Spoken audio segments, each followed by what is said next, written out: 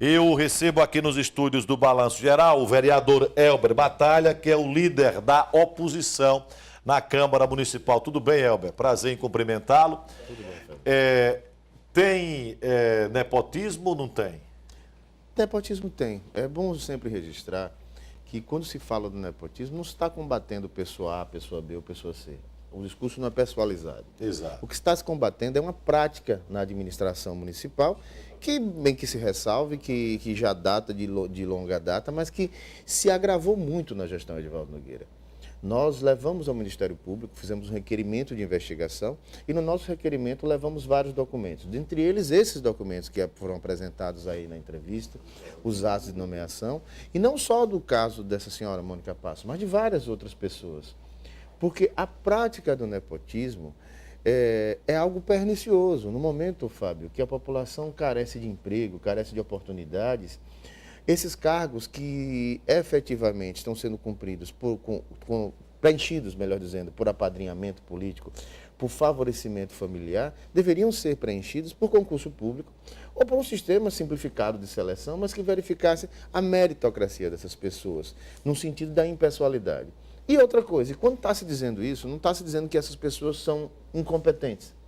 Está se dizendo simplesmente que enquanto o prefeito A for prefeito, os familiares dele e dos secretários que ele escolher estão impedidos de, naquele período, transitoriamente, exercerem cargos de coordenação. Mas a prefeitura disse que há uma decisão do Tribunal de Justiça. Você tem conhecimento dessa decisão? O que a prefeitura está fazendo é tentando confundir a opinião pública com relação a isso.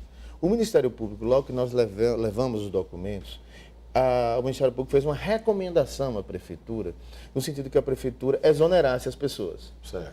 A prefeitura não cumpriu a recomendação e fez tipo uma consulta ao Tribunal de Justiça e questionando se ele era obrigado a cumprir. E o que o presidente do tribunal decidiu, na verdade foi o tribunal, foi um desembargador, o desembargador Roberto Porto, pelo que tive conhecimento, ele deu uma decisão dizendo o seguinte: olha, é um ato discricionário, recomendação é recomendação.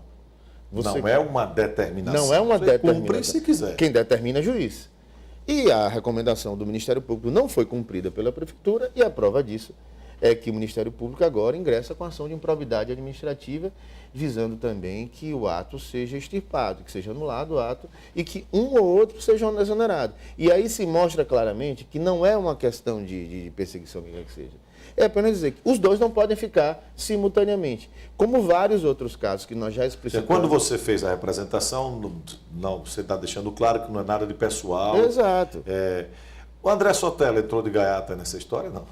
Na verdade, quando eu fiz a representação, o André Sotelo não era mais o secretário. Eu creio que ele tenha sido colocado na ação porque consta o nome dele no ato de nomeação. Mas ele fez uma ressalva muito importante, que ele não assinou, né? Que ele não assinou o ato de nomeação, e todos sabem realmente que ele saiu com várias divergências sobre a gestão da administração municipal.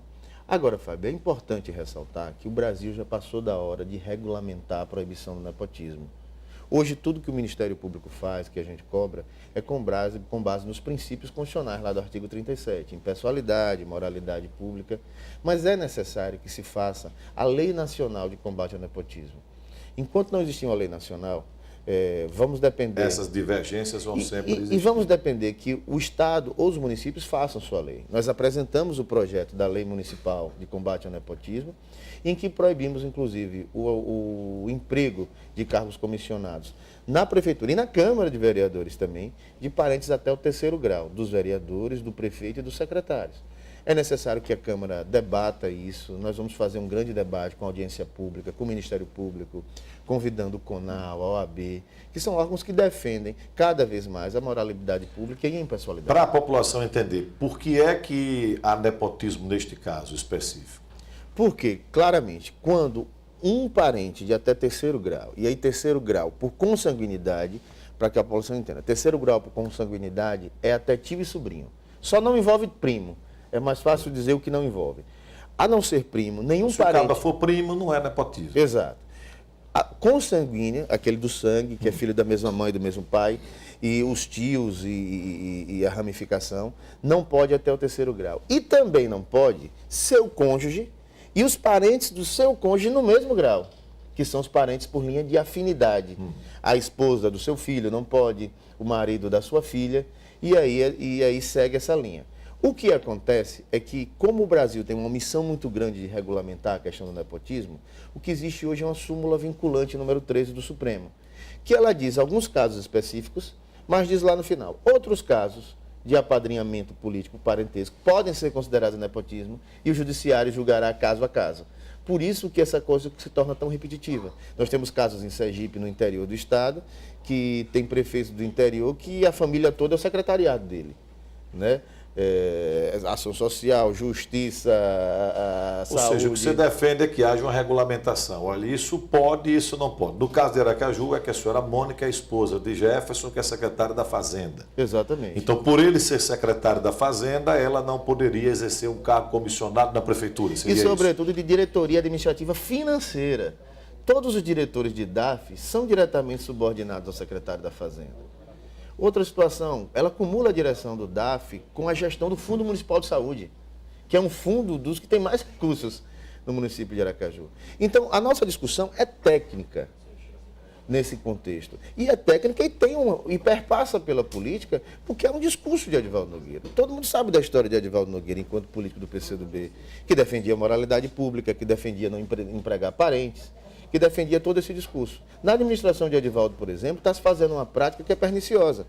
Ele está nomeando os parentes, em alguns casos, na administração indireta, na Fundate, na Funcaju. Por quê? Como a súmula do Supremo diz, parentes da autoridade nomeante, e quem nomeia nesses órgãos é o presidente, ele quer fugir do nepotismo, porque não consta o nome dele na assinatura da nomeação. Mas isso é nepotismo.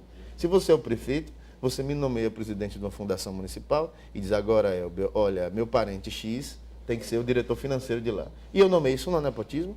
A jurisprudência, inclusive, dá nome a isso, é nepotismo indireto. Vamos lá, para a gente finalizar. Você defende que Valadares Filho seja candidato a governador? Eu defendo... Você é do PSB? Claro que isso na minha região se fala muito, como diz o povo na brincadeira. Mas o que eu defendo, sobretudo, é a unidade das oposições. Mas vai ter essa unidade, na sua opinião? Vai ter. O PSB tem restrições a André Moura? Existe isso? O PSB não tem restrições a ninguém. O PSB, e aí eu corroboro com esse entendimento, só acha precipitado uma aceleração das coisas. Por exemplo, se nós fecharmos um pacote agora, vou usar esse termo, agora já em janeiro, fevereiro, que interesse outras lideranças políticas terão de vir se somar a esse projeto? O pacote está fechado. O pacote está fechado. Né? Existem outras lideranças muito próximas, literalmente falando, inclusive, que nós temos interesse de trazer para esse agrupamento. E que interesse alguém vai ter de vir se nós tivermos um pacote fechado já? O importante é caminharmos mais à frente, mantermos o projeto unido, é um desafio retomarmos a economia de Sergipe, que está em frangalhos, a situação dos servidores aí, dia 31 de janeiro, recebendo salário de aposentados de dezembro, uma dificuldade financeira muito grande, e o próximo governador vai ter um grande desafio. Então, acho que tem que ser feito com muita maturidade. Eu vejo sinais de que essa maturidade vai acontecer e que, na hora certa, o prazo ainda está muito longe. As eleições vão ocorrer daqui a 8 meses. Daqui para lá corre muita água debaixo dessa ponte. Espero que o melhor aconteça para o povo sergipano. Um abraço, Elber, que está aqui pertinho de mim.